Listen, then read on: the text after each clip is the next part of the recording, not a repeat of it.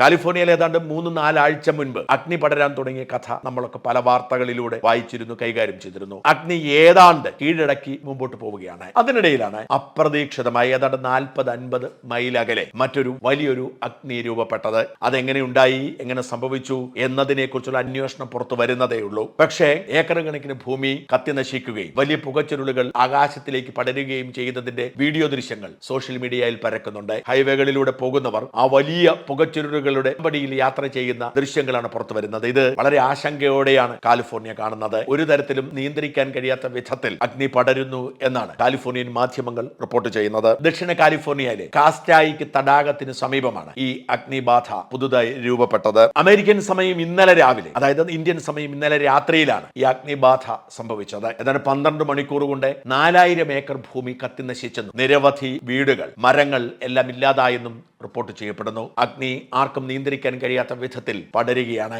വലിയ കാറ്റ് ഇപ്പോൾ ആഞ്ഞു വീശുന്നത് കൊണ്ട് തന്നെ ഒരു തരത്തിലും നിയന്ത്രിക്കാനാവാതെ അഗ്നി അനുനിമിഷം പടരുന്നു. ഒരു തരത്തിലും അങ്ങോട്ട് അടുക്കാൻ പോലും അഗ്നിശമന സേനാംഗങ്ങൾക്ക് കഴിയുന്നില്ല എന്ന് റിപ്പോർട്ടുകൾ സൂചിപ്പിക്കുന്നു. ഇതിനൊരു കൂറ്റൻ അണുബോംബായാണ് അഗ്നിസേനാംഗങ്ങളിൽ ചിലരെങ്കിലും വിശേഷിപ്പിക്കുന്നത്. ഇതൊരു കൂറ്റൻ അണുബോംബായി രൂപപ്പെട്ടേക്കാം. നിയന്ത്രിക്കാൻ കഴിയില്ലെങ്കിൽ കാറ്റാഞ്ഞു വീശിയാൽ ഇത് കൂടുതൽ ദൂരങ്ങളിലേക്ക് പടർന്നു പിടിക്കാം. അണുബോംബ് പോലെ ഇത് അനേകം കാടുകളും വീടുകളും കത്തിനശിക്കുന്നതിന് കാരണമാകാം എന്ന് പറയുന്നു.